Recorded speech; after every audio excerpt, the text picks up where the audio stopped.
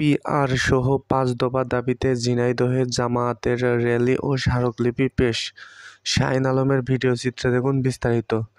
জুলাই সনদ বাস্তবায়ন, পিআর পদ্ধতিতে নির্বাচন সহ ৫ দফা দাবিতে ঝিনাইদহে র্যালি প্রধান উপদেষ্টা বরাবর স্মারকলিপি পেশ করেছেন ঝিনাইদহ জেলা জামায়াতে ইসলামী। রোববার সকালে শহরের কেন্দ্রীয় শহীদ মিনার চত্বর থেকে জেলা জামায়াতের পক্ষ থেকে একটি র্যালি বের করা হয়।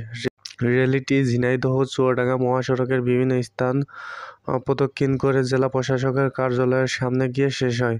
পরে তাদের দাবি সংবলিত স্মারকলিপি জেলা প্রশাসকের মাধ্যমে প্রধান উপদেষ্টা বরাবর পেশ করেন।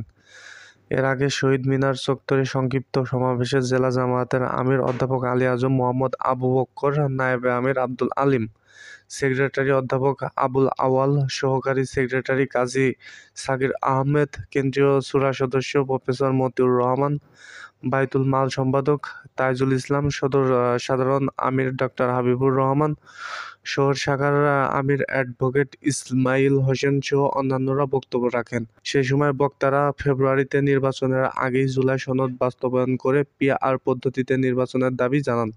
সেই সঙ্গে জাতীয় পার্টিসহ ১৪ দলের কার্যক্রম নিষিদ্ধ করা এবং ফ্যাসিস্ট সরকারের গণহত্যা ও দুর্নীতির দৃশ্যমান বিচারের দাবি জানান।